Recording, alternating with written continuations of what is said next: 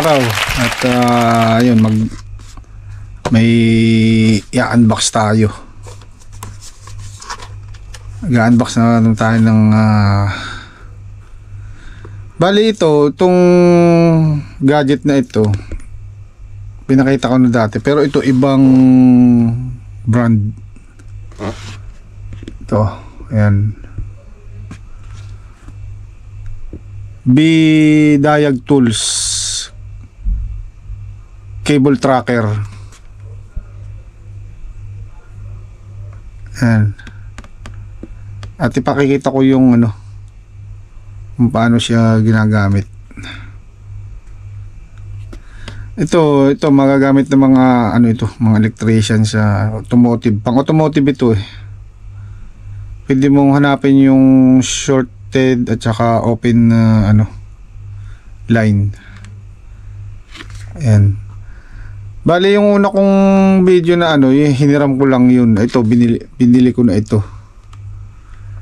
Bali nagkakahalaga ito ng mga siguro mga 1,000 mahigit, more or less 1,000 pesos sa pera natin.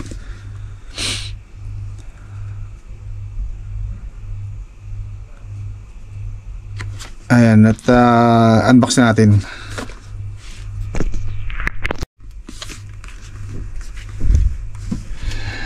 Ayan, buksan natin.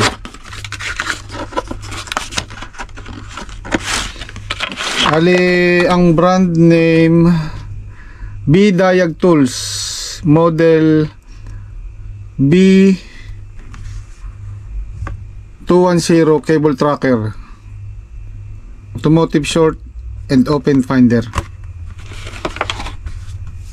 And ito ang kasama niya. Bali, wala siyang tsaka manual. Wala siyang battery nakasama. Ang battery niya 9 volts. Lalagyan natin battery.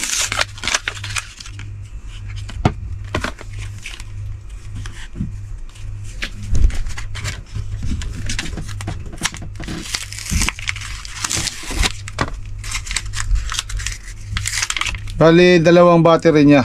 Isang para rito sa transmitter at saka receiver.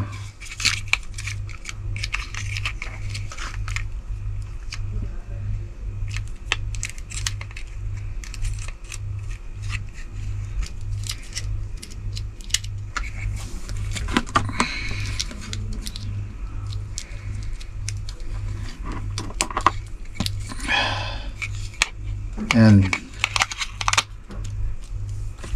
Tapos cover.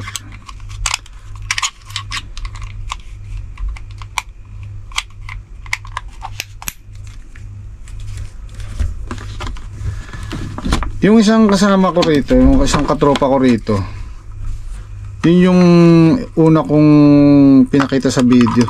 Sa kanya yun. Ngayon bumili naman ako.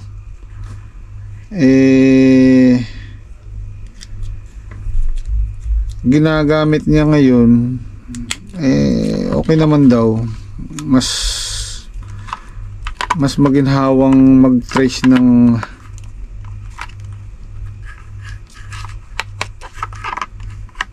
linya ng kuryente.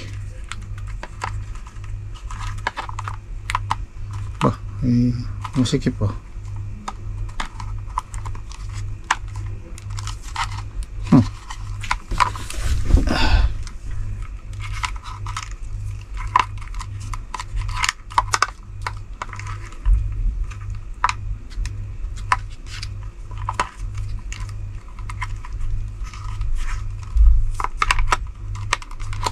Yun.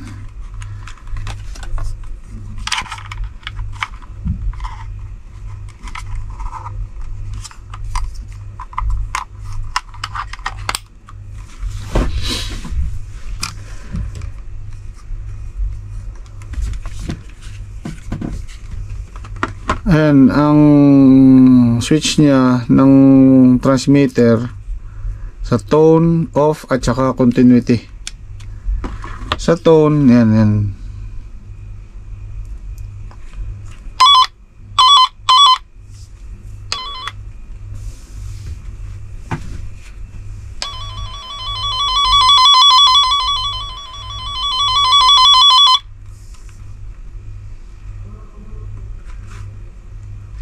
Tapos ito yung ano, sensitivity ito eh.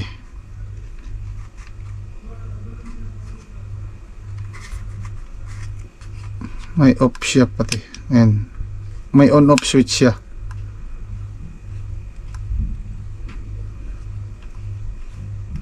Sensitivity ito ng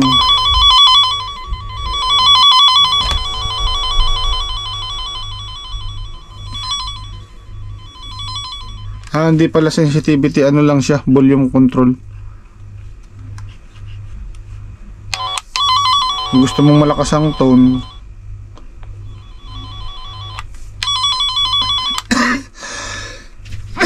tapos ito namang dalawang ito, ayan, kung sa halimbawa sa continuity, ayun, magbeberde siya. Kaya pagka inilagay mo ito sa magkabilang wire, kabilang dulo ng wire, yun, matetrace mo kung putol ba o kung open ba yung wire o ano, hindi. Ngayon, kukuha tayo ng wire na paggagamitan.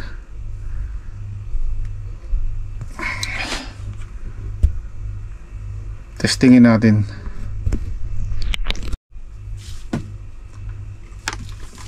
Ito, may wire na tayo. So, switch mo lang sa tone. Then, ikabit mo sa isang linya ng wire. Ayan.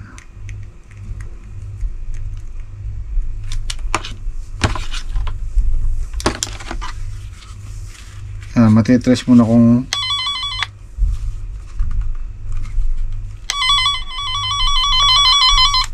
ano.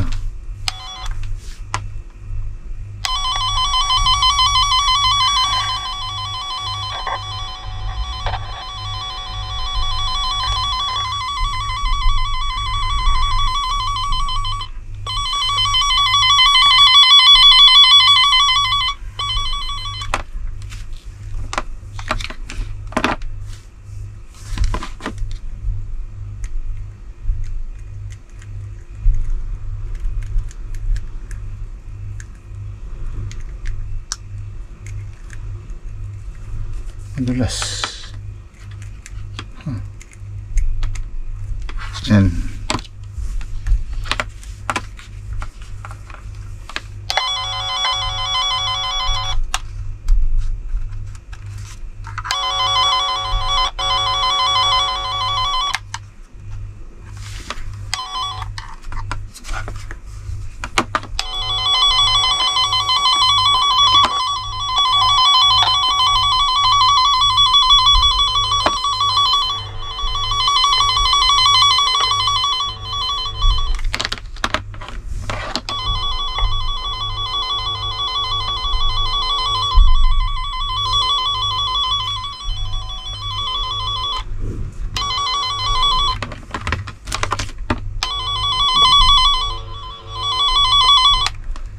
Ayun, pag nilalapit mo, lumalakas siya. Kaya matitrace mo kung halimbawa putol siya.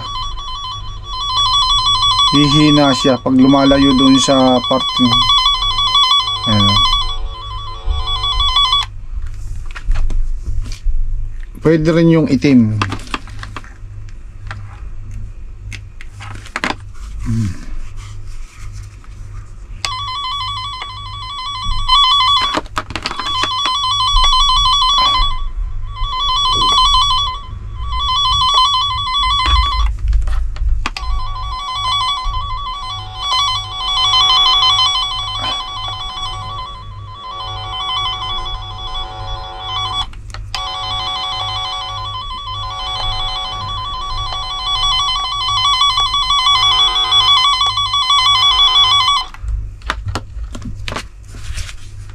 dapat siguro nakalayo ito. Mas layo natin transmitter kasi nasasagap niya yung frequency eh. Pag nakalapit siya.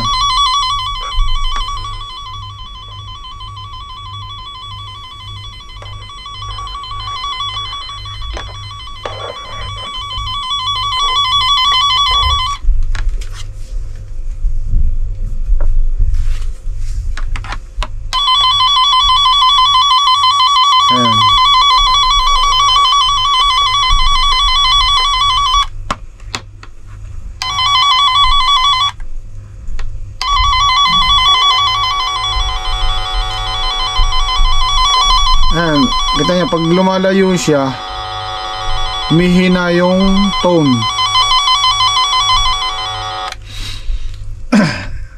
Humihina yung tone, ibig sabihin putol na doon. Kaya kung halimbawang may putol sa ano, ihina siya pag lumalayo doon sa parte na nakakabit dito.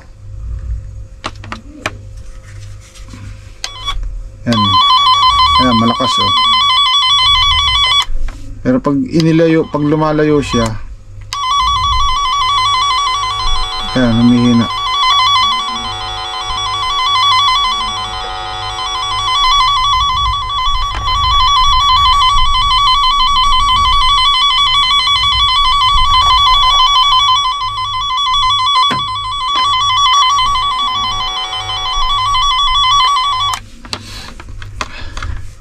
Humihina siya pagka lumalayo sa transmitter. So meaning pag may putol dito sa wire, halimbawa may putol sa loob at in-scan mo nitong receiver, hihina siya. Yan o, hihina. Ito sa dulo na. Pagpalagay natin ito yung putol niya, hihina siya oh. Pero pag lumalapit siya, lumalakas.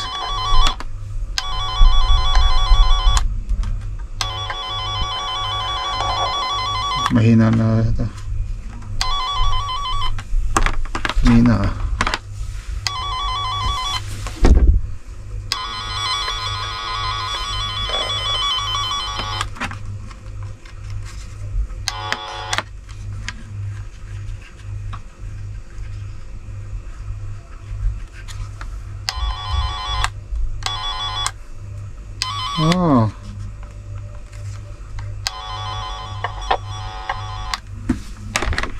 Humihina, hindi consistent ang signal. Ayo, yun. Nag-loose pala doon. Nag-loose dito. Pag nag-loose yun, humihina. Ayan. Kailangan maganda ang pagkakaano ron. Oh, yan. Kaya pag ikakabit nyo sa wire ito, kailangan siguraduhin yung di-loose para matrace nyo yung kung nasan yung putol. Magdulos siya eh.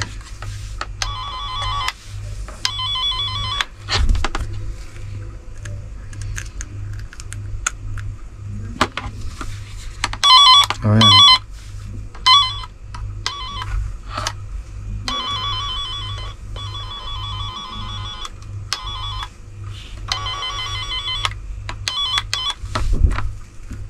Lulos dito sa ano. Kung may problema itong wire na ito ah.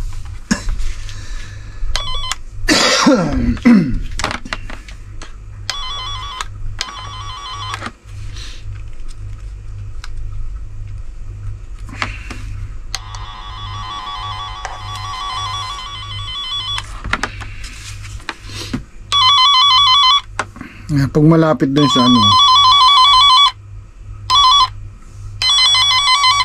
ayun, naglulos nga rito. Pag naglulos dito sa crocodile clamp, humihina.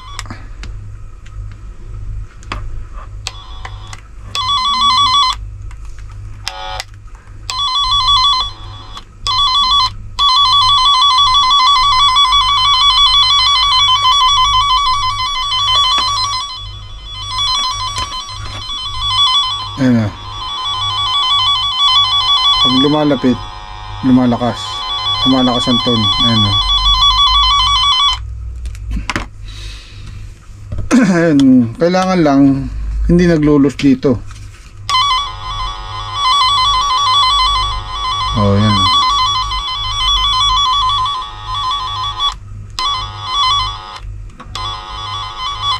Ah.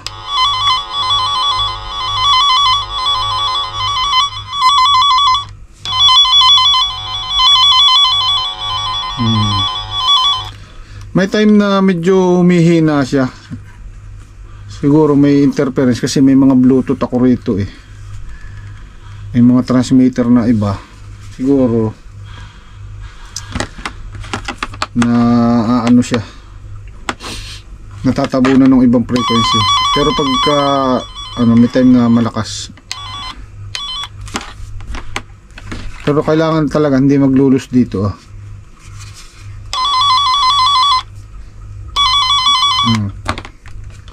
Pag direkta sa wire niya malakas eh.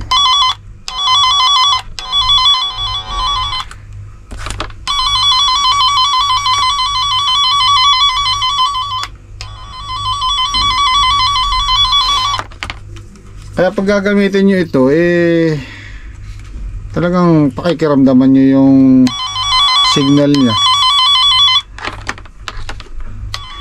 Oh, may time na mahina siya eh. Ayan o. Siguro may mga frequency rito na ano, kasi yung una kong tinesting na ganito, ganyan rin. Parang nagluloko siya pero okay naman siya pag yung direkta mismo sa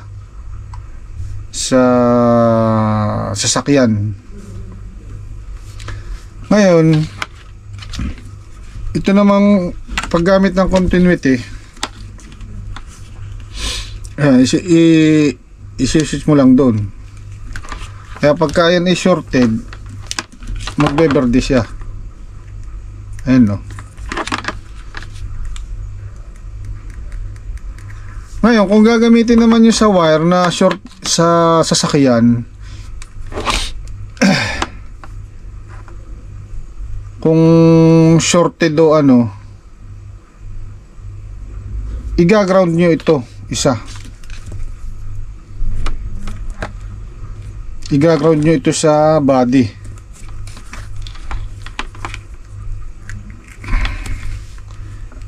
Tapos ito ang gagamitin nyo sa linya. Pag nagberde siya, ibig sabihin grounded yung linya. Ayan.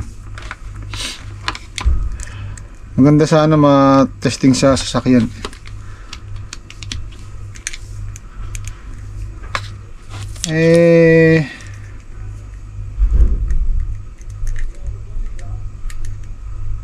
Sa ngayon hanggang dito lang ang aking maipakikita. Maganda sana may magamit sa sasakyan para masubukan talaga.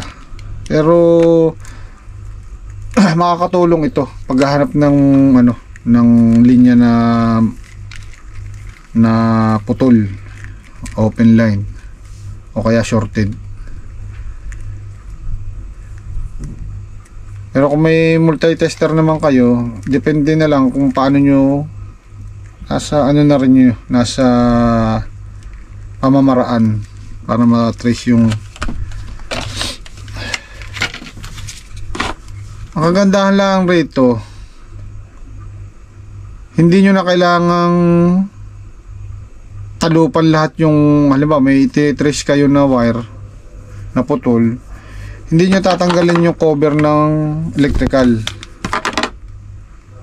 Ito lang ang gagamitin yung signal ng receiver tsaka transmitter. Yung mararamdaman nyo sa tone. Pag lumalayo siya sa transmitter, sa connection ng transmitter, humihina yung tone niya. Kaya doon yung malalaman kung putol doon, may putol o wala. Pagka humihina na yung tone yun, ibig sabihin may putol. Doon sa kinabitan nyo ng na wire ng linya.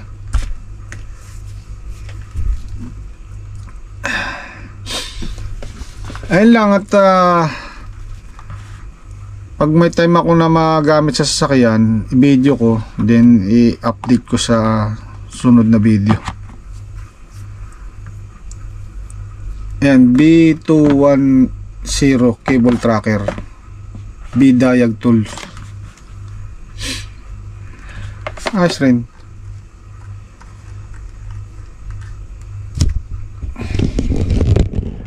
Okay, ayun lang, at magandang araw. Bye bye.